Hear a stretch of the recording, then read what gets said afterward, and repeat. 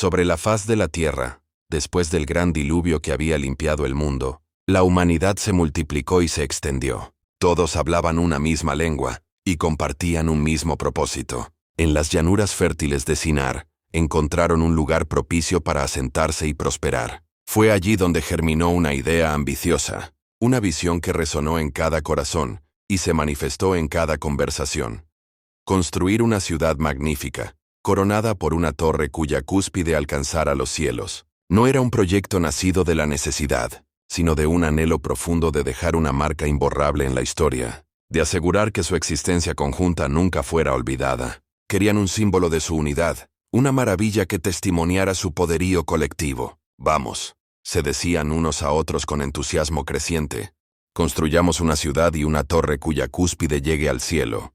Y hagámonos un nombre, por si fuéramos esparcidos sobre la faz de toda la tierra. Y así comenzó la gran obra. La noticia de este emprendimiento colosal se difundió rápidamente entre las familias y las tribus. Hombres y mujeres, jóvenes y ancianos, todos se sintieron llamados a contribuir. Desde los rincones más lejanos de la llanura, llegaron artesanos expertos en cantería, carpinteros hábiles con la madera, ingenieros con ideas audaces sobre cómo levantar semejante estructura. La tierra tembló bajo el peso de innumerables pies, mientras la gente se congregaba en el sitio designado. Se organizaron equipos, se asignaron tareas y se estableció un ritmo de trabajo constante. La arcilla abundante de la región se convirtió en ladrillos cocidos al fuego, día tras día. El sol naciente iluminaba una escena de intensa actividad, un hormiguero humano dedicado a una meta común. La base de la torre se extendió como una promesa firme sobre la llanura.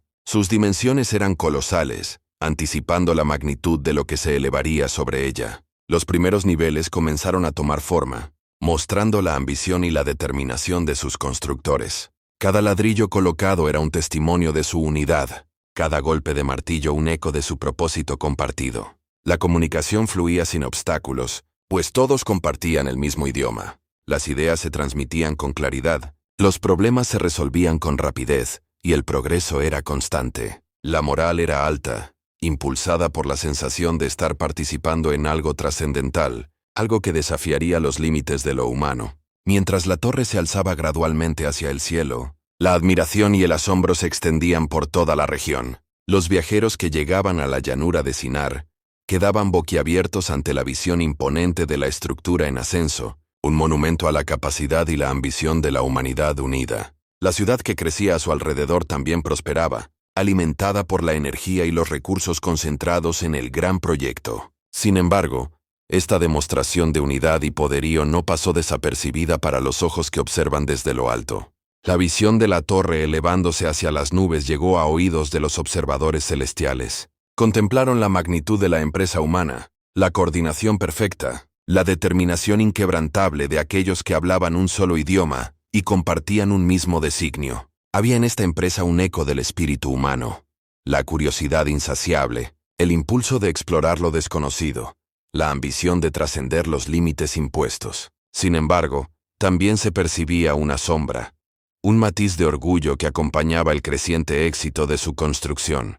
¿No era acaso esta torre un símbolo no solo de su unidad, sino también de su deseo de igualar, incluso superar su condición terrenal? En los concilios celestiales se debatió sobre el significado de esta empresa. Algunos veían en ella el potencial para una grandeza sin precedentes, una manifestación de la capacidad creativa inherente a la humanidad. Otros, sin embargo, temían las consecuencias de una ambición desmedida, un intento de borrar las distinciones y desafiar el orden establecido. La preocupación principal no radicaba en la altura física de la torre, sino en el espíritu que la impulsaba.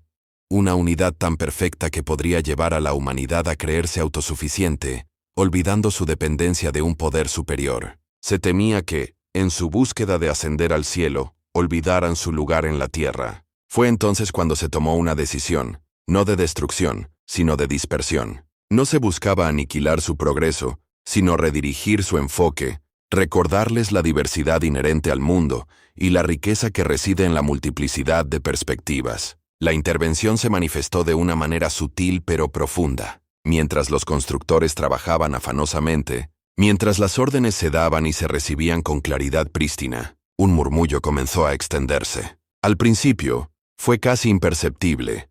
Una ligera confusión en la pronunciación de ciertas palabras, una dificultad momentánea para comprender una instrucción.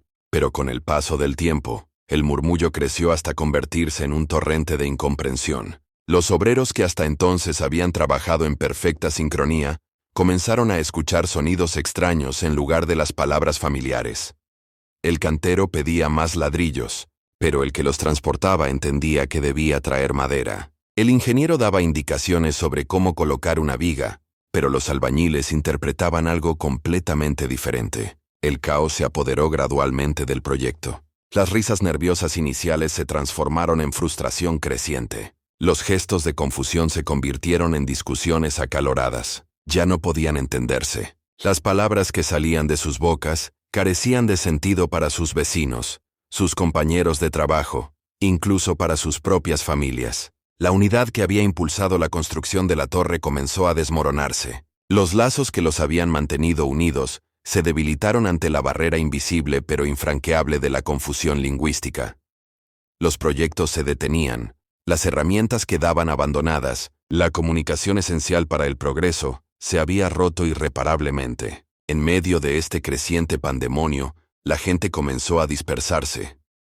Aquellos que compartían una forma similar de hablar, que podían entenderse aunque fuera vagamente, se agruparon y se alejaron del lugar de la confusión. Buscaron nuevos horizontes, llevando consigo fragmentos de la lengua que una vez fue universal, ahora transformada en una diversidad de dialectos incomprensibles entre sí. La gran torre, que había sido concebida como un símbolo de unidad y un monumento a su poderío, quedó inconclusa, un testimonio silencioso de la fragilidad de la ambición humana cuando se desconecta de una comprensión más profunda de su lugar en el cosmos. La ciudad que había crecido a su alrededor se vació gradualmente, mientras sus habitantes se aventuraban en diferentes direcciones, llevando consigo las semillas de nuevas culturas y nuevas formas de hablar. La llanura de Sinar, que una vez resonó con el unísono de una sola lengua y el fervor de un proyecto común, se convirtió en un mosaico de pueblos dispersos, cada uno con su propia manera de comunicarse, sus propias costumbres y su propia historia. La Torre de Babel permaneció como un recordatorio imponente de aquel tiempo en que la humanidad habló un solo idioma, y de cómo esa unidad, llevada por la ambición desmedida, condujo a la dispersión y a la diversidad lingüística que caracteriza al mundo hasta nuestros días. Y así, la historia de la Torre de Babel se convirtió en una leyenda, transmitida de generación en generación, una advertencia sobre los peligros del orgullo, y una celebración de la riqueza que reside en la multiplicidad de lenguas y culturas que florecieron después de la caída del gran proyecto inconcluso. La gran torre permaneció como un esqueleto de ambición frustrada, elevándose melancólicamente contra el cielo. Los ladrillos, una vez colocados con tanto fervor y un propósito unificado, ahora sufrían la lenta erosión del tiempo y los elementos. El viento silbaba a través de los huecos y los niveles incompletos, llevando consigo ecos de las lenguas perdidas y los sueños inconclusos. La ciudad que había florecido a su sombra también cayó en el abandono. Las casas y los talleres quedaron vacíos, las calles desoladas. El bullicio de la construcción y las voces unísonas fueron reemplazados por el silencio del desierto y el murmullo distante de las nuevas lenguas que comenzaban a formarse en los labios de la humanidad dispersa. Con el paso de las generaciones, la memoria de aquel tiempo en que todos hablaron un solo idioma se desvaneció, convirtiéndose en leyenda. La imponente estructura de la Torre de Babel se transformó en un símbolo ambiguo. Para algunos, una advertencia sobre la arrogancia y el deseo de trascender los límites humanos.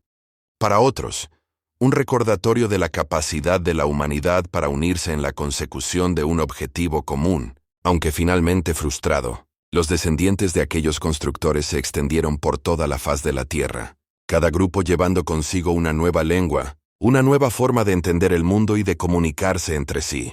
Las diferencias lingüísticas se convirtieron en barreras, pero también en fuentes de riqueza cultural y de perspectivas diversas. En los valles y las montañas, en las costas y las llanuras, surgieron nuevas civilizaciones, cada una con sus propias historias, sus propias tradiciones y sus propias formas de nombrar las cosas. La unidad lingüística se había perdido, pero en su lugar floreció una miríada de voces, cada una contando una parte diferente de la experiencia humana. Y aunque la Torre de Babel quedó inconclusa, su historia perduró, transmitiéndose de boca en boca, recordándoles a las generaciones futuras la importancia de la humildad, la belleza de la diversidad y la fuerza que reside en la comprensión mutua, más allá de las barreras del lenguaje. La búsqueda de alcanzar los cielos a través de una sola voz había terminado en dispersión, pero de esa dispersión nació un mundo de infinitas conversaciones y culturas. La lección de Babel resonaría a través de los siglos.